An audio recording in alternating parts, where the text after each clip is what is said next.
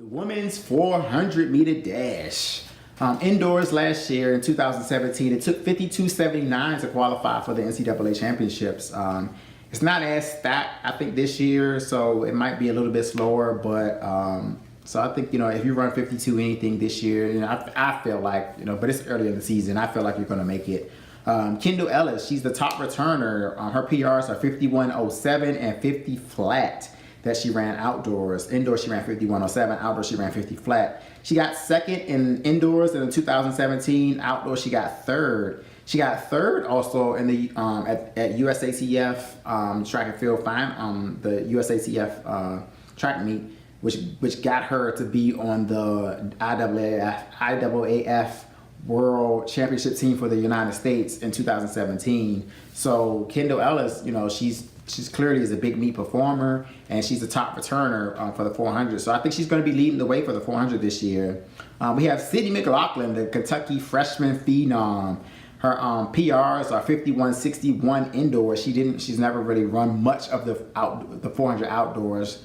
So she doesn't have a strong PR outdoors, but we all know who Mclaughlin is, and we know what Mclaughlin is capable of. So, we're going to have to watch out for her. She has the high school record indoors in the 400, the high school record outdoors in the 300 hurdles, the high school record indoors in the open 300, the high school record outdoors in the 400 hurdles, the high school record indoors in the 300 hurdles. I already said that. The high school record in the something, the high school record in the something, the high school record in the something. I feel like that's what Mclaughlin's resume is. She has the high school record in everything that she's run. It seems like she set the high school record.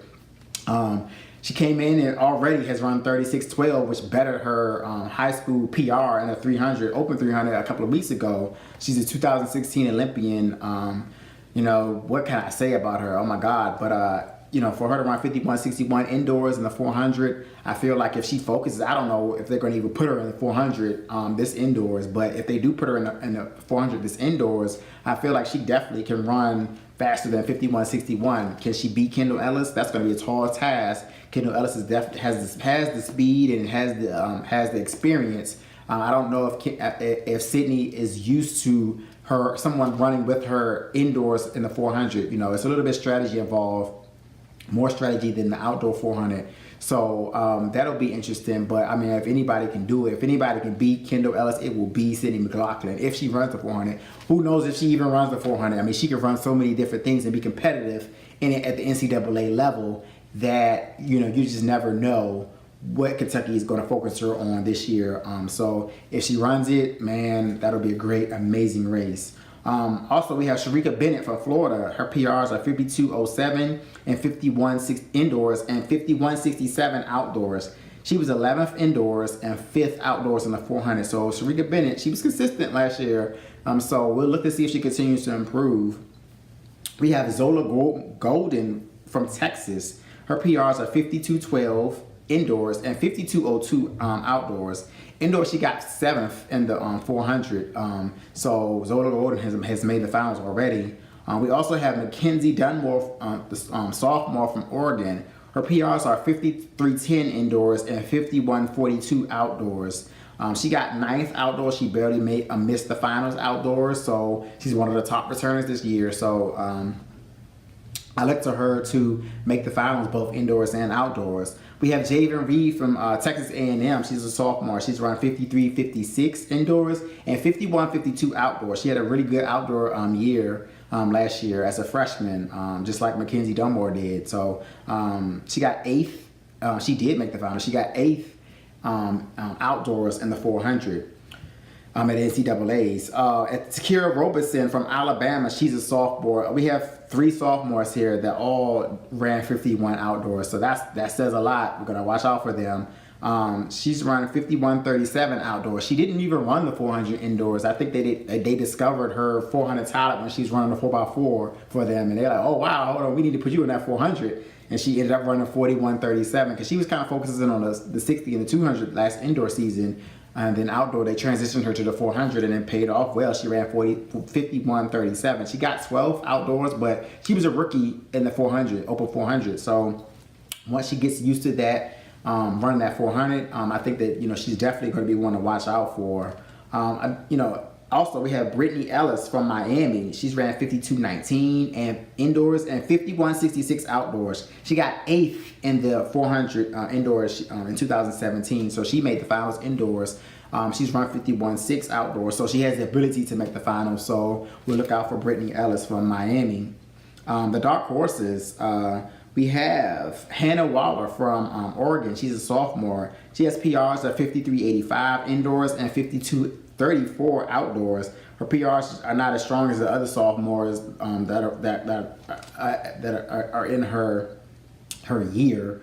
But I look to her as a dark horse. Have to get used to the indoor scene, running and breaking in indoors, and to run 52.3 outdoors. I think she can improve on that. Emerald Ingram from Minnesota.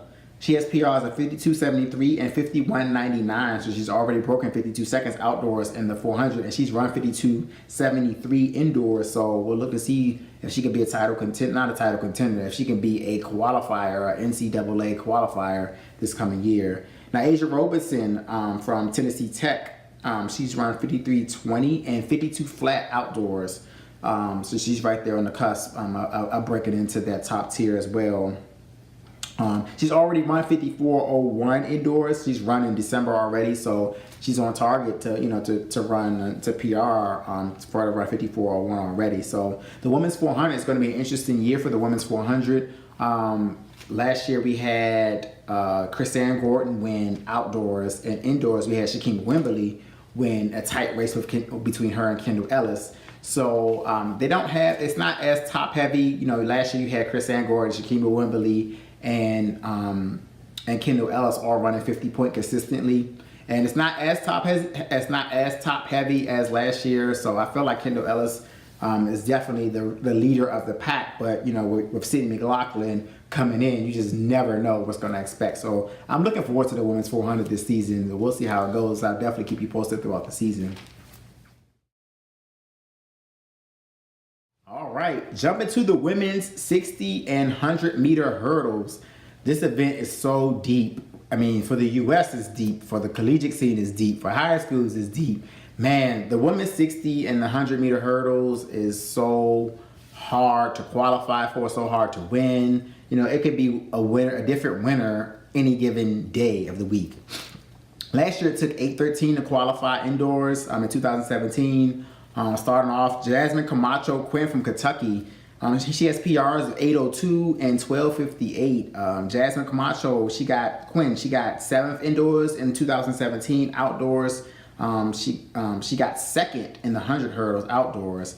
In 2016, she was the 100 meter hurdle champion. So Jasmine Camacho-Quinn, she was Olympian in 2016. She's already run 8:04 in the 60, so she's right there on her PR. She has, she's definitely capable of winning. Her start isn't the best, so I don't pick her to win the 60 indoors, but for her to run 8:04 already this season, and she's right off of her PR. I mean, Sasha Wallace is gone from Oregon. She won it last year in the 60. Sasha Wallace isn't there, so a 7.9, 7.8, is definitely in the cards for Jasmine Camacho. And for you to be able to run 7.9, 7.8, you can definitely win the NC. So. But anybody else that on this list that I'm about to name can do it too. So you just never know. Next we have Tobi Amusan from Texas El Paso. She was 6th indoors in 2017. Outdoors, she was the champion in the 100 meter dash hurdles. She has PRs of 7.98 indoors and 12.57 outdoors. So she was a champion outdoors. She beat Jasmine Camacho-Quinn outdoors in the 100. She was 6th indoors. So just like Jasmine, I mean, she was 6th indoors and then was a champion. So, you just never know. Pedra Seymour, the transfer from Illinois to Texas. She transferred her senior year to Texas. She has PRs of 7.97 and 12.76. She was 3rd indoors in the 60. She redshirted outdoors. She didn't run outdoors in 2017. And she was also Olympian in 2016. She got 6th. Olympian from Bahamas. She ran for Team Bahamas in 2016 and got 6th in the finals. So she has big meet experience. She's transferred from Illinois to Texas now. She's under a new program with a new coach. So we'll look to see if she can continue running big times, and she's definitely one to watch out for. Alaysha Johnson from Oregon. She has PRs in the 60 of 8:01 and outdoors 12:69. She was 8th indoors in 2017 and 4th outdoors in 2017. She also got 7th at USATF, the track meet, so in 2017. So for her to make the finals at USATF at the track meet at USATF, that says a lot, because the U.S. hurdlers are so deep, and for you to make the final, you could run 12.6 and not make the final at USATF, but you could run 12.6 and be on the podium at the world level or the Olympic level. So, for her to make the finals at USATF in 2017 says a lot about her, and we'll keep an eye out for her to see how Alaysha does. Her start isn't the best, so 60 may not be in the cards for her. She got 8th in 2017, but she might be able to crack the top 4 or 5 indoors and definitely the top 3 outdoors, so we'll see. Anna Cockrell from USC, she's a sophomore. She has PRs in the 60 hurdles of 7:97 and outdoor on the 100 hurdles of 12:89. She was 4th indoor in the 2017 as a freshman and 8th outdoor. So she made the finals both indoors and out, got 4th indoors. So that was an amazing feat for Anna Cockrell. And I expect her, she's a strong technical hurdler. I expect her to definitely improve at USC. And if she stays healthy, she can definitely be in the top 3 indoors, and if she gets faster outdoors, she could probably be in the top 5 or 6 as well. Rushell Burton from Texas, a sophomore. She also had a good year as a freshman. She's from Jamaica. She ran 8:02 in the 60 and 12:65 in the 100 hurdles. She got 5th indoors in 2017 and 3rd outdoors in 2017. Again, as a freshman, she had really good NCAA year. So Rushell Burton is capable of winning both indoors and outdoors, in my opinion, this year. It'll be hard, but she's definitely capable. Dior Hall from USC, she's got PRs of 8:01 and 12:74. Dior had got 10th indoors in 2017 and 7th outdoors. So the hurdles, again, the hurdles for the collegiate scene is just crazily deep. The dark horses. I only have one dark horse because I feel like all the names I listed, it's going to be hard for anyone else to bust up and break up those names. But Micaiah Briscoe, she doesn't focus solely on the hurdles. Obviously, she won the 100-meter dash outdoor for 2017 outdoors. But indoors, she got 13. She ran indoors last year in the 60-meter hurdles. She doubled and got 13. She didn't make the final, but I think because she was doubling, she didn't make the final. If Micaiah Briscoe focused on the focus on the 60 hurdles solely, she would be much better than what she is. But obviously she's doing amazing times in the open 60 and the open 100. So why pick the hurdles? But she's run 7:98 in the 60 hurdles and also 12:85 in the 100-meter hurdles. So Micaiah Briscoe is a dark horse, but that was just somebody just throwing a name out of the hat, because all those other girls that I've listed, it's going to be hard to really break up those times. The impact freshman and junior college transfers. Again, this is a tall task for someone coming in from the junior college ranks or the high school ranks to come in and compete with like the likes of Jasmine Camacho and Rushell Burton and Anna Cockrell and Alaysha Johnson, Pedra Seymour. Though it's who can compete with those girls? But we have Chanel Brissett. She's a freshman at USC, so she has good training partners in Dior Hall and Anna Cockrell. So she may be able to compete with those girls because she'll be competing with those girls every day in practice. So Chanel Brissett from USC, the freshman, she has PRs of 8:14 indoors in the 60 and 12:95 outdoors in the 100-meter hurdle. So she has times that can help her train with her teammates, and if they can push her along, maybe they'll bring her in their top tier group.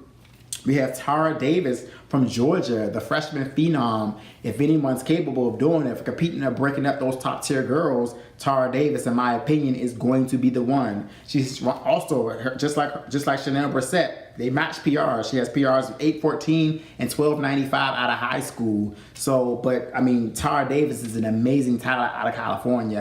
Her long jumping and triple jumping skills, and she can sprint like Tara Davis. Oh my God! Like this 2017 high school recruiting class was so phenomenal. But Tara Davis is going to be one to watch out for. I expect her to immediately make an impact on the NCAA scene, especially in the hurdles. Then we also have Sadie McLaughlin, who didn't really run the 60 or the 100 hurdles that much in high school, but she has run 8:17 and 13:34. Her PRs in 2015 was 8:17 in the 60 hurdles, and her outdoor PR was 13:34 in 2014 in the 100 hurdles. And so clearly she wasn't really focused on running the short hurdles in high school. But at Kentucky, Kentucky has a good hurdle program going on right now. Some world-class hurdlers in Corey Carter, the world record holder in Kentucky. Then in the short hurdles, then you also have Omar McLeod, Kendra Harrison. Sorry, I had a brain fart. Kendra Harrison is down there training. So I mean, Kentucky has a good hurdle program going on. So we'll see.